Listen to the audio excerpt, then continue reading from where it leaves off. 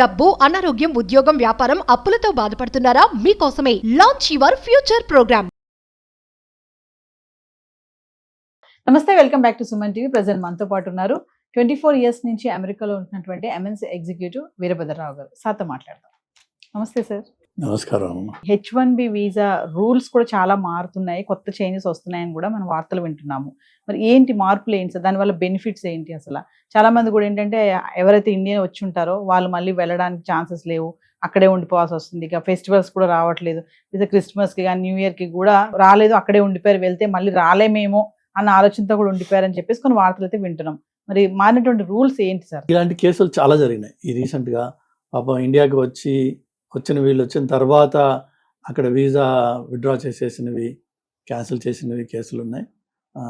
జీవితం ఆగమ్య గోచరం అయిపోయింది. ఎందుకంటే వాళ్ళకి ఎంతో కొంత అక్కడ ఎస్టాబ్లిష్మెంట్ ఉంటుంది. మళ్ళీ ఇతను అక్కడికి వెళ్ళి అది కనీసం ర్యాపప్ కూడా చేసుకుని అమ్ముకుని రాని పరిస్థితులు ఉన్నాయి అక్కడ. No questions. అయితే నా అబ్జర్వేషన్ ఏంటంటే, ఎవరెవరైతే ఎలాంటి లూప్ హోల్స్ వాళ్ళ ప్రొఫైల్లో లేకుండా మంచి కంపెనీస్లో డైరెక్ట్గా ఎంప్లాయ్ అయి ఉన్నారో వాళ్ళకి ఎలాంటి భయం లేదు. వాళ్ళు ట్రావెల్ చేస్తున్నారు ఈ రోజుకి. ఇన్ఫ్యాక్ట్ వీళ్ళు గవర్నమెంట్ కూడా చెప్తోంది, if you have nothing to hide, you have nothing to fear.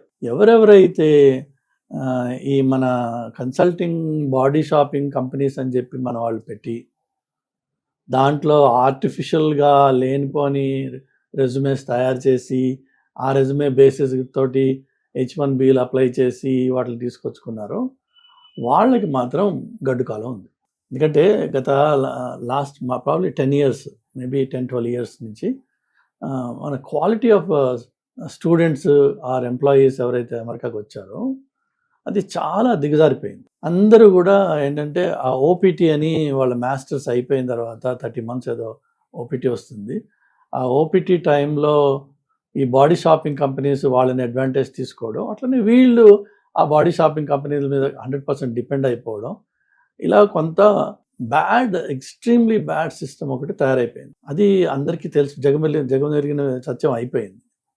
ఇప్పుడు అది ప్రక్షాళన అయితే తప్ప, ఈ ఫ్రాడ్ ఆగితే తప్ప మళ్ళీ కొంచెం క్వాలిటీ పెరగదు.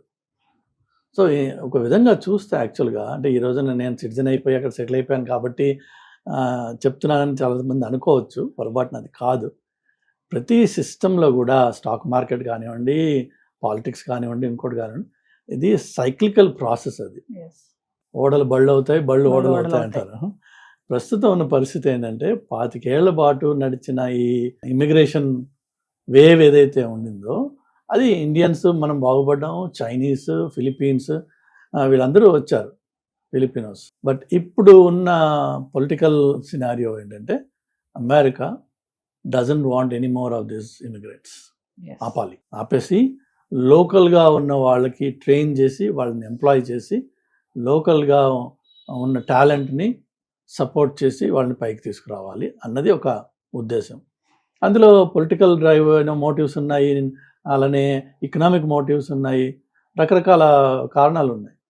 బట్ టాప్ లేబుల్ ఏంటంటే స్టాప్ ఇమిగ్రేషన్. సో 25 సంవత్సరాల నుంచి నడిచిన ఈ శకం ఏదైతే ఉందో it has come to an end. So me viewers అర్థం చేసుకోవాల్సిన విషయం ఏంటంటే అమెరికా బిఫోర్ 2025 ఈజ్ డిఫరెంట్. ఆ శకం అయిపోయింది. America after 25 is different. No, it's not, immigrants are not welcome anymore. ఎందుకంటే సార్ ట్రంప్ ఎప్పుడైతే అధికారంలోకి వచ్చారో ఫస్ట్ ఎగ్జిక్యూటివ్ ఆర్డరే ఇది ఉంది, ఇల్లీగల్ ఇమిగ్రేషన్స్, వలసదారులు ఎవరైతే ఉంటారో వాళ్ళందరినీ కఠినంగా అరికట్టాలని చెప్పేసి. మళ్ళీ ఎందుకు ఇలా క్విక్ డెసిషన్స్ తీసుకోవడము, ఎందుకు వాళ్ళని ఇమిగ్రెంట్స్ అందరినీ కూడా ఆపేయాలనుకున్నాడు? దానికి గల బలమైన కారణం ఏంటి అంటే, సో ఇల్లీగల్ ఇమిగ్రేషన్ అన్నది యాక్చువల్గా అమెరికన్ ఎకానమీకి బ్యాక్ బోన్. వాళ్ళు లేకపోతే అమెరికన్ ఎకానమీ ఆగిపోతుంది.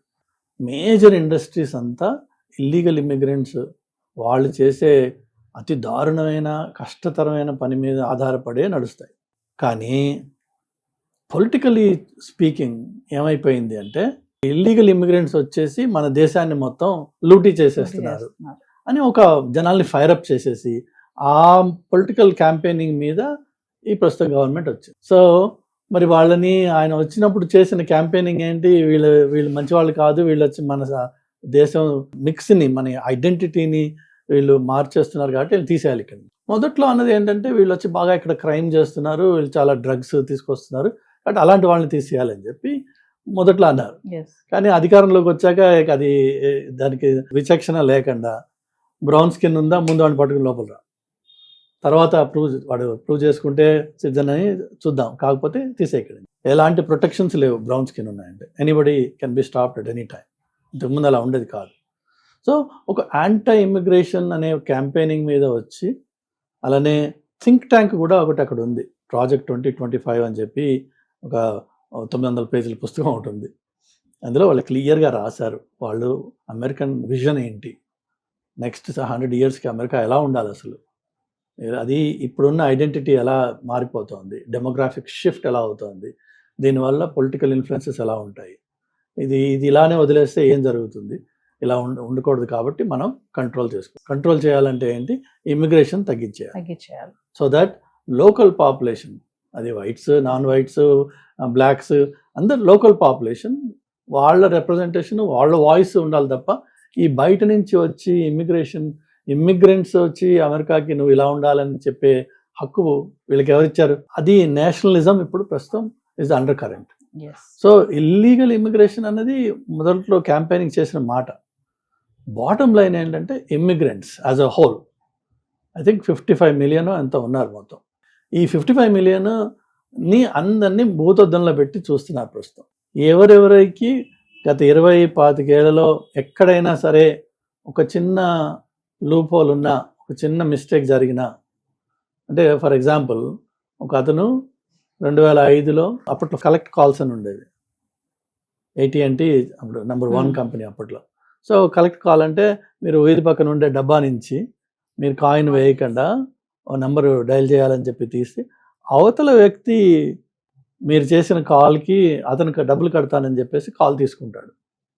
$10 $11 ఐ థింక్ $11 అనుకుంటా. ఆ మనిషి 2005లో కట్ల ఫోన్ బిల్. ఆ ఫోన్ కంపెనీ ఇతన్ని సూ చేసింది, ఏదో కంప్లైంట్, ఏదో కలెక్షన్, మొత్తానికి 2-3 ఏళ్ళ తర్వాత అది కట్టేశాడు. అయిపోయింది, కథ క్లోజ్ అయిపోయింది అప్పుడు. కానీ ఆ ఇన్సిడెంట్ని పట్టుకుని ఆ వ్యక్తిని రీసెంట్గా బాస్టన్ ఎయిర్పోర్ట్లో ఆపేశారు. ఈవెందో అతనికి ఈ రోజున గ్రీన్ కార్డు ఉంది, 25 ఏళ్ళ పైనుంచి అమెరికాలో ఉంటున్నాడు. ఆ 20 ఏళ్ల క్రితం జరిగిన ఇన్సిడెంట్ని బట్టి అతన్ని ఆపేసి గత 3-4 నెలల నుంచి అతను జైల్లో ఉన్నాడు. మోస్ట్ లైక్లీ అతను డిపోర్ట్ చేసి ఉండొచ్చు, నాకు తెలియదు అయ్యాడా కదా, కానీ 3-4 నెలల పైన అతను జైల్లో ఉన్నాడు. సో ఈ 55 million జనాలకి ఎప్పుడు ఎక్కడైనా సరే మీకు లీగల్ ఫ్రేమ్వర్క్లో మీరు వచ్చి పడ్డారో వాళ్ళందరూ కూడా భయపడాల్సిన అవసరం ఉంది. వాళ్ళ ఉద్దేశం కూడా ఏంటంటే ముందు క్రిమినల్స్ని తీస్తామన్నారు, కానీ ఇప్పుడు అదేం లేదు.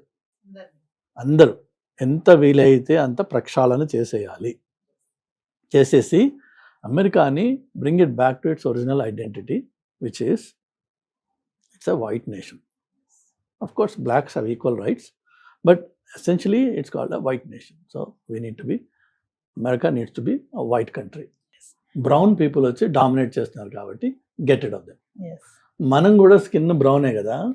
సో మనం ఇనీషియల్గా ఏంటంటే అందరూ స్టార్ట్ చేసింది ఈ స్పానిష్, అంటే Mexican people and other people that speak Spanish language, అది ఒక క్రౌడ్ అనుకున్నారు. కానీ సబ్సిక్వెంట్గా ఒకసారి ఎలక్షన్స్ అయిపోయిన తర్వాత ఇప్పుడు ఇట్ డజంట్ మ్యాటర్, స్పానిషా, నాన్ స్పానిషా, ఇండియనా, నాన్ ఇండియనా, ఎవరు any brown skin, pick them up. ఎక్కడైనా ప్రాబ్లం ఉంది, సెండ్ దెమ్ అవుట్. అది ప్రస్తుతం ఉన్న పరిస్థితి. సో ఇల్లీగల్ ఇమిగ్రేషన్ అనే మాట మీరు మైండ్లో తీసేసేయండి. Immigrants as a whole is the target.